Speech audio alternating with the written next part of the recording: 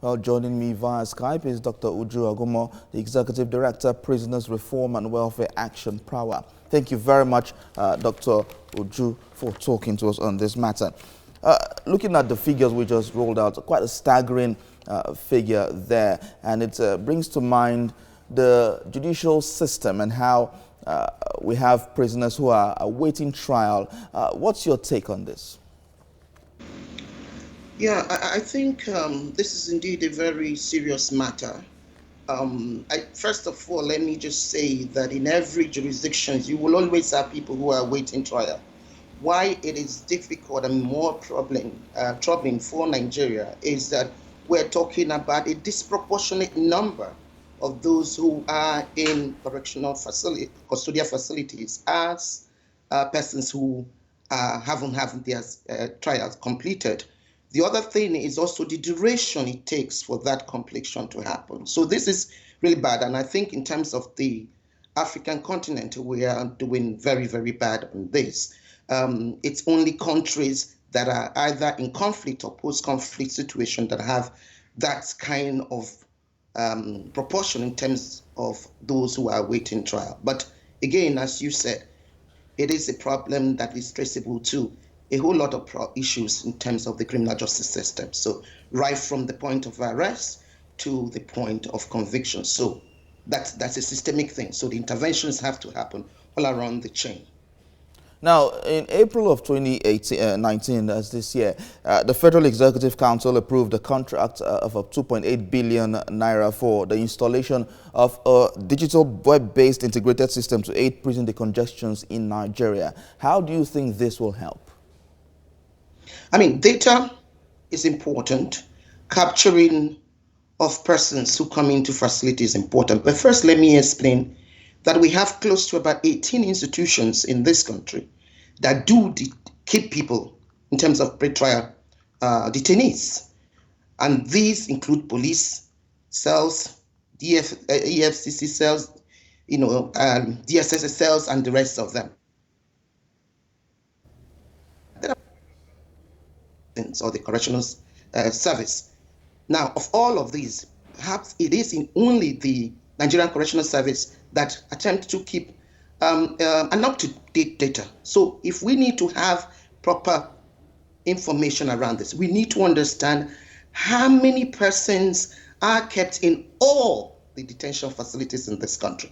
And the reason why you need to know that is you'll be able to understand the proportion of that population that is actually kept across the different institutions. Then you're able to plan, you're able to monitor, and also be able to actually play a more oversight role on this. So data is important, but we need to also combine this to so many other issues and to be able to understand. So for example, okay, so, how do we arrest? Okay, go on. All right, Dr. Uju Agomo, thank you so much for talking to us.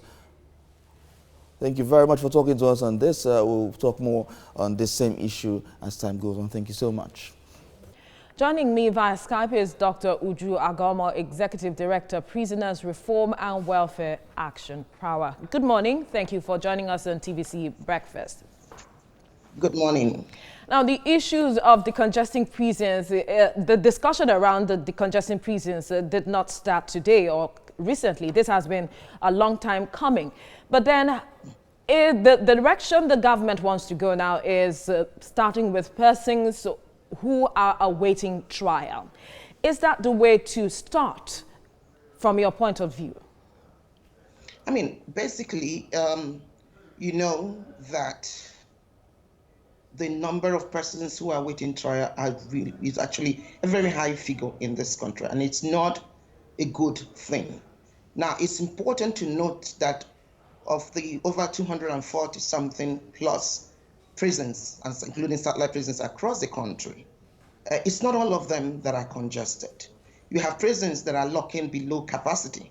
Now, if you have a good number who are convicted, you can have the Controller General, you can be able to transfer somebody from one facility, one custodial facility to another, even to another one in another state.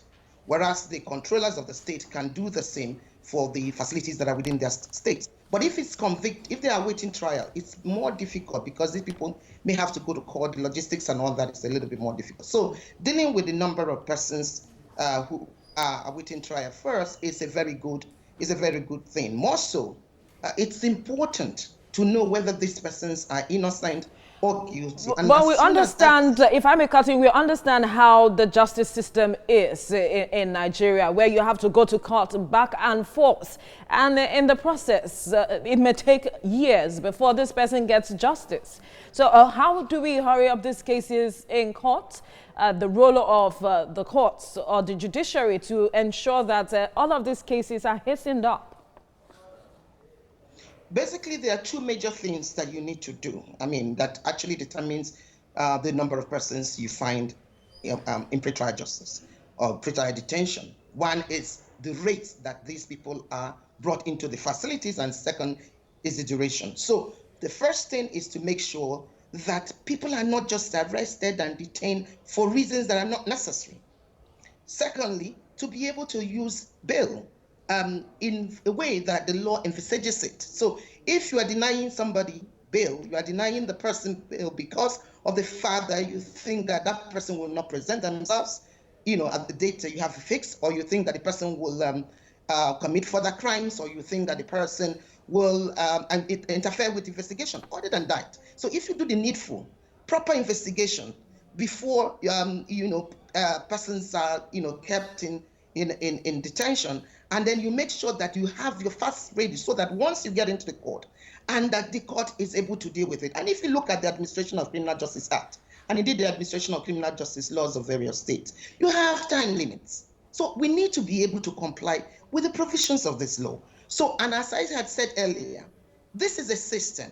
So you need to take it through the channels. So both for the agencies that are arresting, the agencies that are prosecuting, the agencies that are trying the cases, also ensuring even for the witnesses. So again, we must look at a holistic way of dealing with this issue.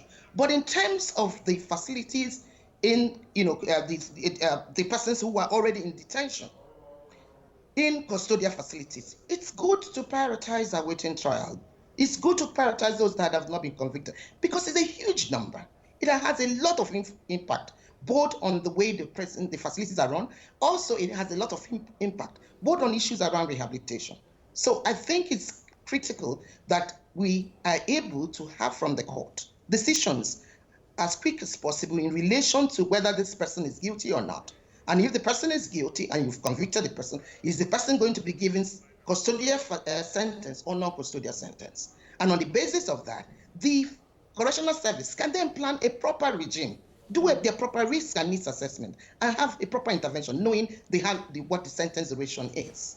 All right, Dr. Uju Agomo, thank you for your time on TVC Breakfast. Thank you. Well, joining me via Skype is Dr. Uju Agomo, Executive Director, Prisoners Reform and Welfare Action.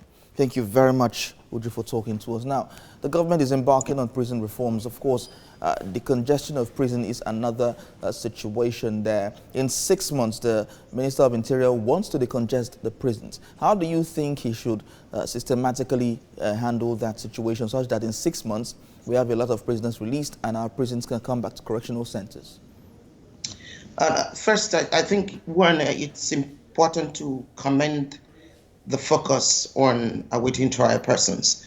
But it's also important to be realistic about what we can get, because this is a life figure, which means every day get into these facilities and so the situation is an ongoing thing. So basically what needs to be done is to enshrine a particular mechanism that makes this very sustainable. And that's why the provision of the new law, which is the Nigerian Correctional Service Act of 2019, began to look at some of those. So if you look at Section 12, for example, it talks about the fact that there need to be now a system that triggers an early warning sign.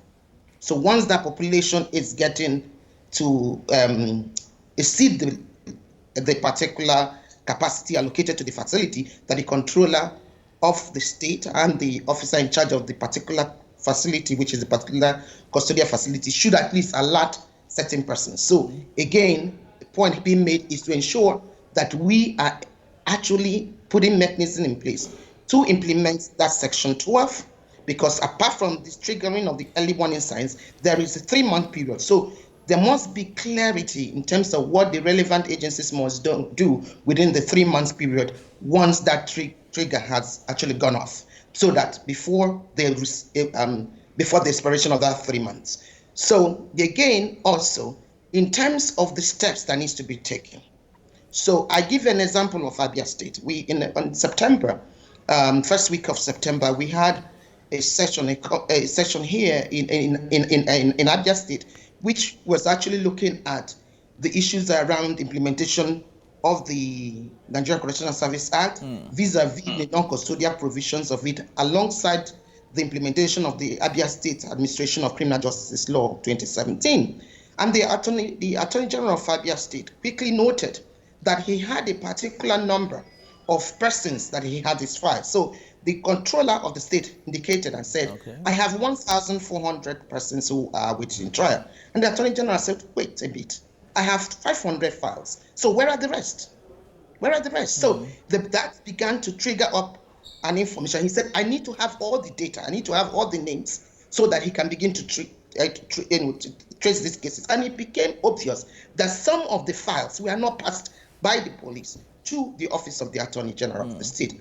And I want to use this opportunity to actually commend the Attorney General of Abia State, because recently I just found out that because of that intervention, that connection between the Attorney General's office and of the state and the controller of the Correctional Service in Abia State, that number had gone up. Okay. He has actually covered about 100 of those persons that ordinarily they would have been sitting in the facility. So again, it is a chain. The whole system must be followed through.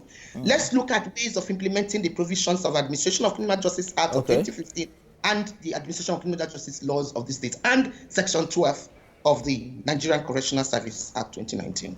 Okay, so in all of this now, prison reform has always been on the minds and on the lips of the government now. How do we ensure, and part of the reforms is to change the name of the Nigerian Prison Service to Nigerian Correctional Service. How do we ensure that truly the Nigerian Correctional Service becomes correctional, such that once someone is sentenced to jail time for a number of years, he comes back a better person? Yeah, I think one again is to say to you that the new law has provided very, very progressive provisions that should enable us do that in one way. But beyond that, we need to implement these laws. And if in terms of effective implementation, the key stakeholders, different sectors, so the different government institutions must participate and support the Nigerian Correctional Service in doing the needful. The government have to release the necessary funds to enable the service do the needful.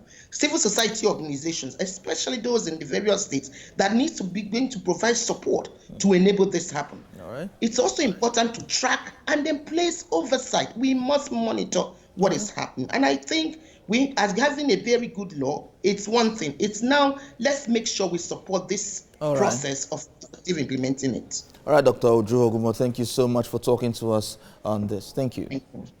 Thank you.